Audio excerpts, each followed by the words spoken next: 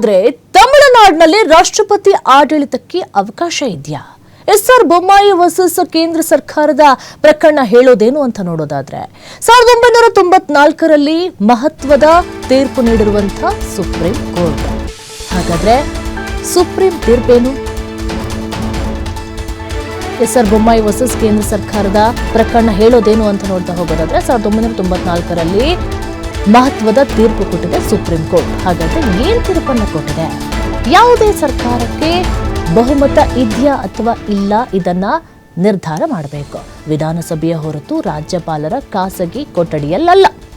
ಇದನ್ನ ಕರೆಕ್ಟಾಗಿ ಮೆನ್ಷನ್ ಮಾಡಿದ್ದಾರೆ ನೋಡಿ. ಯಾವುದೇ ಸರ್ಕಾರಕ್ಕೆ ಬಹುಮತ ಇದೆಯಾ ಅಥವಾ ಇಲ್ಲ ಎಂಬುದನ್ನ ನಿರ್ಧಾರ ಮಾಡೋದು ವಿಧಾನಸಭೆಯೇ ಹೊರತು ರಾಜ್ಯಪಾಲರ ಖಾಸಗಿ ಕೊಠಡಿಯಲ್ಲ. ವಿಧಾನಸಭೆಯಲ್ಲಿ ಮೊದಲು ಬಹುಮತವನ್ನ ಸಾಬೀತುಪಡಿಸಬೇಕು. ಬಹುಮತಕ್ಕೆ ಅವಕಾಶವನ್ನ ಕೊಡದೆ ನೇರವಾಗಿ ರಾಷ್ಟ್ರಪತಿ ಆಡಳಿತ ಜಾರಿಗೆ ತರುವಂತಿಲ್ಲ. ಅಲ್ಲೂ ಕೂಡ ಮೆನ್ಷನ್ ಮಾಡಿದ್ದಾರೆ ನೋಡಿ. ಬಹುಮತಕ್ಕೆ ಅವಕಾಶವನ್ನ ಕೊಡದೆ ನೇರವಾಗಿ ರಾಷ್ಟ್ರಪತಿ ಆಡಳಿತವನ್ನ ಜಾರಿಗೆ ತರುವಂತಿಲ್ಲ. ಅದಕ್ಕೆ ಅವಕಾಶವನ್ನ ಕೊಡಬೇಕು.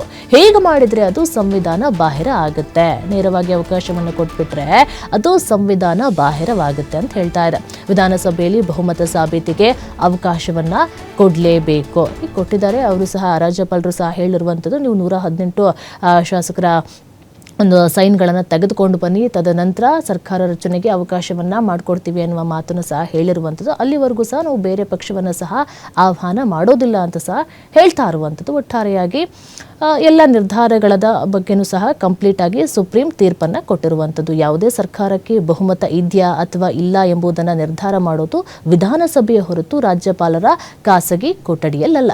ಅದು ನೆಕ್ಸ್ಟ್ ಏನಂತ ಹೇಳಿದ್ರೆ, ವಿಧಾನಸಭೆಯಲ್ಲಿ ಮೊದಲು ಬಹುಮತವನ್ನು ಸಾಬೀತುಪಡಿಸಬೇಕು. ಬಹುಮತಕ್ಕೆ ಅವಕಾಶವನ್ನು ಕೊಡದೆ ನೇರವಾಗಿ ರಾಷ್ಟ್ರಪತಿ ಆಡಳಿತವನ್ನ ಜಾರಿಗೆ ತರುವಂತಿಲ್ಲ. ಮೊದಲು ಅದಕ್ಕೆ ಅವಕಾಶವನ್ನು ಕೊಡಬೇಕು. ಅಕಸ್ಮಾತ್ ಹೀಗೆ ಮಾಡಿ ಅವಕಾಶವನ್ನು ಕೊಡದೆ ಹೋದ್ರೆ ಅದು ಸಂವಿಧಾನ ಬಾಹಿರವಾಗುತ್ತೆ. ವಿಧಾನಸಭೆಯಲ್ಲಿ ಬಹುಮತ ಸಾಬೀತಿಗೆ ಅವಕಾಶವನ್ನ ಕೊಡಲೇಬೇಕು ಅಂತ ಹೇಳಿ ಸುಪ್ರೀಂ ತೀರ್ಪನ್ನ ಕೊಟ್ಟಿರುವಂತದ್ದು. ಇದುವರೆಗೂ ಸಹ ಕಾಂಗ್ರೆಸ್ ಮತ್ತೆ ಬಹಿರಂಗವಾಗಿ ಹೇಳಿದೆ ನಾವು ಸಪೋರ್ಟ್ ಮಾಡ್ತೇವೆ ಅಂತ ಹೇಳಿ. ಬಟ್ ಬೇರೆ ಪಕ್ಷಗಳು ಈಗ ಕೇಳಿ ಬರ್ತಾ ಇರುವಂಥ ಮಾತುಗಳ ಪ್ರಕಾರ CPM ಆಗಿರ್ಬೋದು, CPI ಆಗಿರ್ಬೋದು, VCK ಆಗಿರ್ಬೋದು ಬಹಿರಂಗವಾಗಿ ಎಲ್ಲೂ ಸಹ ಸಪೋರ್ಟ್ ಮಾಡ್ತೀವಿ ಅನ್ನುವಂಥ ಮಾತುಗಳನ್ನು ಸಹ ಹೇಳಲೇ ಇಲ್ಲ. ಅದೇ ಕಾರಣಕ್ಕೋಸ್ಕರ ರಾಜ್ಯಪಾಲರಿಗೆ ವಿಜಯ್ ನೀಡಿದಂತಹ ಹಕ್ಕು ಮಂಡನೆ ಪತ್ರದಲ್ಲಿ ಈ ಪಕ್ಷಗಳ ಬೆಂಬಲದ ಕುರಿತು ಯಾವುದೇ ಸ್ಪಷ್ಟನೆ ಕಾಣಿಸ್ತಾ ಇಲ್ಲ. ಹಾಗಾಗಿ ಇಷ್ಟೆಲ್ಲ ಗೊಂದಲಗಳು ಸಹ ಮೂಡ್ತಾ ಇದೆ. ಯಾವಾಗ ಬಹಿರಂಗವಾಗಿ ಹೇಳಿಕೆಯನ್ನ ಕೊಡ್ತಾರೋ ಅದಾದ ಮೇಲೆ ಸರ್ಕಾರ ರಚನೆಗೆ ಅವಕಾಶವನ್ನು ಸಹ ಮಾಡಿಕೊಡಲಾಗುತ್ತೆ.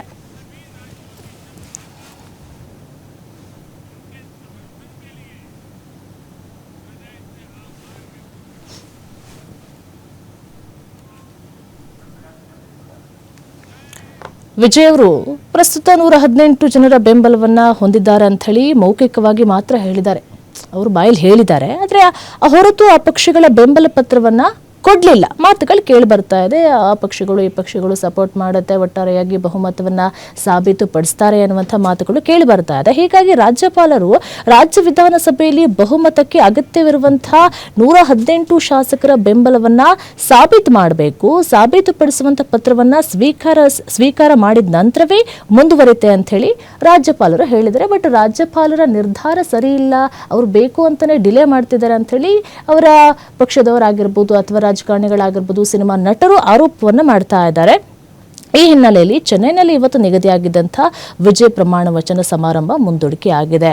ಈಗ ಅವರು CM ಆದಮೇಲೂ ಸಹ ಅವರು ಮುಂದಿರುವಂಥ ಆಯ್ಕೆಗಳು ಸಹ ಬಹಳ ಕ್ಲಿಷ್ಟಕರವಾಗ್ಬಿಟ್ಟಿದೆ. ಯಾಕಂತ ಹೇಳಿದ್ರೆ ವಿಜಯ್ ಬಗ್ಗೆ ಹಿಂದೊಂದು ಮುಂದೊಂದು ಮಾತಾಡೋರು ಎಷ್ಟೋ ಜನ ಇದ್ದಾರೆ. ಈಗ ಬೇರೆ ಬೇರೆ ಪಕ್ಷದಲ್ಲಾಗಿರ್ಬೋದು, DMK-ಲಾಗಿರ್ಬೋದು, AIADMK-ಲಾಗಿರ್ಬೋದು, ಮುಖ್ಯಮಂತ್ರಿ ಆದಮೇಲೆ ಏನು ಮಾಡ್ತಾರೆ, ಅವರು ಏನು ಆಲ್ರೆಡಿ ಘೋಷಣೆ ಮಾಡಿದ್ರಲ್ಲ ಗ್ಯಾರಂಟಿ ಯೋಜನೆಗಳು, ಅದೆಲ್ಲ ನಡೆಯುತ್ತಾ ಸಾಕಷ್ಟು ಮಾತುಗಳು ಸಹ ಕೇಳಿ ಬರ್ತಾ ಇದೆ.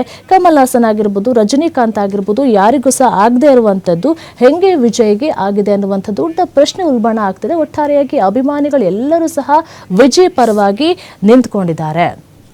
ಕಾದು ನೋಡಬೇಕು ಏನಾಗುತ್ತೆ ಅನ್ನೋದನ್ನ.